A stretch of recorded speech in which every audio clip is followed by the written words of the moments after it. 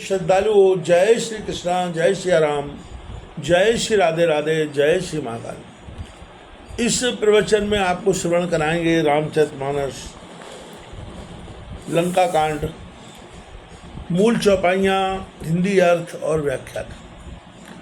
गई मणिपन नग जनु मुनि पाई, देही दे मीन जल जाई, सुख सुग्रीव लयो प्रभु बैठे, अब गुण तीन ताय क्षण बैठे। जैसे सांप कोई मणि फिर पा जाए, और जैसे देह में प्राण आ जाए, जैसे दीन मछली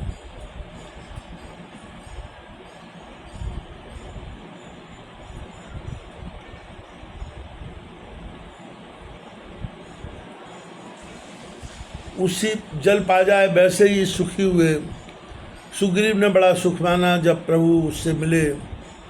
उसी समय तीन अवगुण अर्थात दैहिक, दैविक और भौतिक संताप मिट गए। बाली के विवाद से दधिवल पिता की आज्ञा से तप करने को चला गया था। दधिवल बाली कुमार मिले परस्पर हर्षी है, भयु आए बिनसार न्याय, सवन प्रभु पद गए। दधिवल और अंगद जी मन में प्रसन्न होकर मिले, और प्रातःकाल हो गया तब सबने स्नान कर प्रभु के चरणों को स्पर्श किया।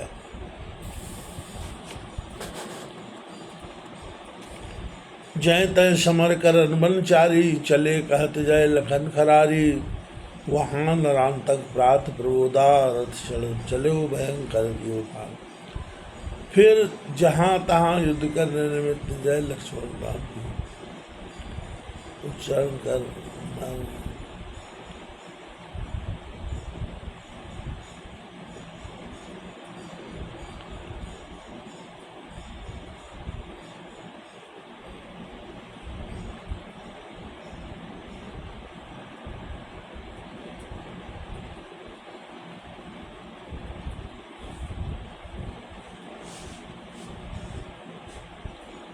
दधिवल और अंगद जी मन में प्रसन्न होकर मिले, और प्रातःकाल हो गया तब सबने स्नान कर प्रभु के चरणों को स्पर्श किया।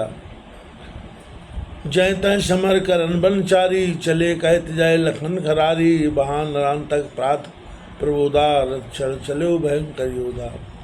फिर जहाँ तहाँ युद्ध करने के निमित्त जब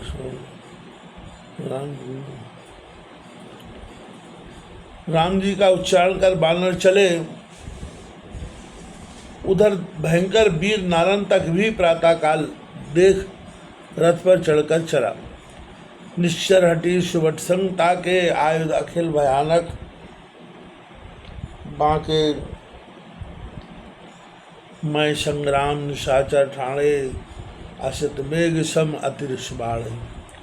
साथ में उसके बड़े हटी बांके राक्षस संपूर्ण भयंकर आय इसलिए है, संग्राम भूमि में राक्षस खड़े होता है।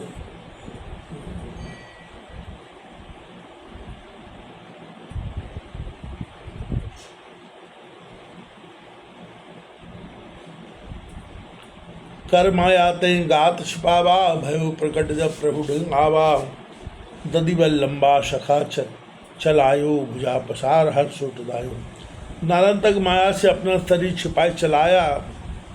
जब रघुनाथ जी के समीप आया तब प्रकट हुआ।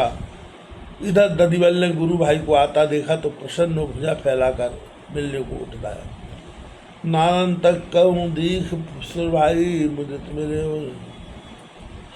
भय अगाई, बैठ राम भेंट सपने में बूझ कुशलाता, निज निज दशा कीन विख्याता। नारायण तक ने भी अपने गुरु भाई को देखा, और दोनों बड़े प्रसन्न हो लगाकर चले।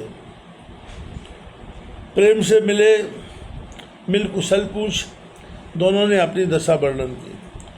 हरिपथ पूत प्रवीण अति सुन ते मुख प्रख्यात, लगो बुझावन मित्र कहे सुनो प्रिय प्रतिभाग। सुग्रीव पुत्र अत्यंत चतुर था। नारायण तक का उसी के मुख से विख्यात वृत्तांत सुनकर उसके मित्र जान समझने लगा, हे बीयपति अंगरुड़ जी, यह बात सुनो। वंश स्वभाव सत्य कवि कही, फल पीयूष विषमेल न लई। समझें तात विचार निदाना, किए अनीत न जग कल्याणा। अब तुलसीदास जी महाराज इसी प्रसंग को आगे बढ़ाते हुए कह रहे हैं, कवि जनों ने वंश का स्वभाव सत्य कहा है कि विष की बेल में अमृत फल नहीं लगता। हे तात, इसका परिणाम विचार कर देखो, अनित करने से जगत में कल्याण नहीं होता। पितृ चरित्र समझाओ मनवाही, राम विरोध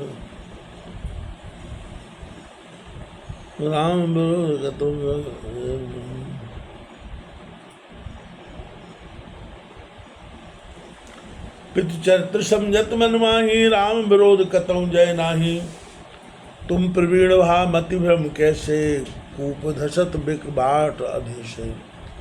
पिता के चरित्र बल में विचार कर देखो, रघुनाथ जी से बैर करने में कहीं जय नहीं होती। तुम चतुर हो, तुम्हारी मति में भ्रम कैसे हुआ।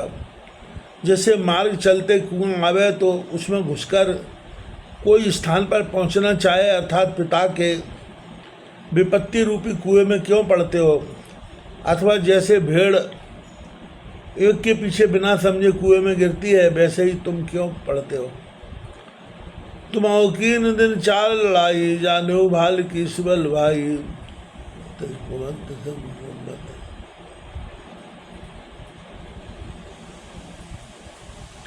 तजकुमंत संभव ज्ञानाम, कहम पाए रघुबर भगवाना। भाई, तुमने भी 4 दिन युद्ध करके रीछ बानर का बल देख लिया और इस कारण कुमंत्र से उत्पन्न हुए अज्ञान को त्याग कर रघुनाथ जी की शरण में क्षमा मांगी। सफल करम भव प्रभु पद परसी, करहे अभय तो समदर्शी। मानव सीख मोर सुखकारी, प्रणत पाल रघुवीर खरारी। रघुनाथ जी के चरण छूकर अपना जन्म सफल करो। बेसमदर्शी तुमको विचार देंगे। मेरी सुखदायक शिक्षा मान लो। रघुनाथ जी राक्षसों को मारने वाले हैं तो भी दिनों को पालते हैं। सारंगीशर तरण सम दशमुख बपुष खगलेख, जरत राख यह समय तुम कर विज्ञान अभिषेक। रघुनाथ जी के बाण सूर हैं, रावण का सिर पक्षीवत है। सो इस समय तू अपने विशेष बल से रावण को नष्ट करने से बचा। सुनत वचन गुरु भ्राता केरा, नारन तकवा क्रुद्ध घनेरा। कहन लाग खलताय को भाती, शैल सवित कीश दिन राती। गुरु भाई के वचन सुनकर नारायण तक को बड़ा क्रोध हुआ। यह दुष्ट दधिबल को कुटिल बातें कहने लगा कि बानर दिन रात स्वाभाविक डरपोक होते। बालय हतेउ जौन तपधारी, भा अंगद तिन की आज्ञाकारी। दधिबल यह बानर कुल रीति, हमरे करे न अर्शन प्रीति। जिन तपस्वियों ने बाली को मारा, अंगद उन्हीं का आज्ञाकारी हुआ। हे दधिबल, यह बानर स्वंत की ही रीति है। हमारे यहाँ शत्रु से यह के प्रभु सम्मुख धावा।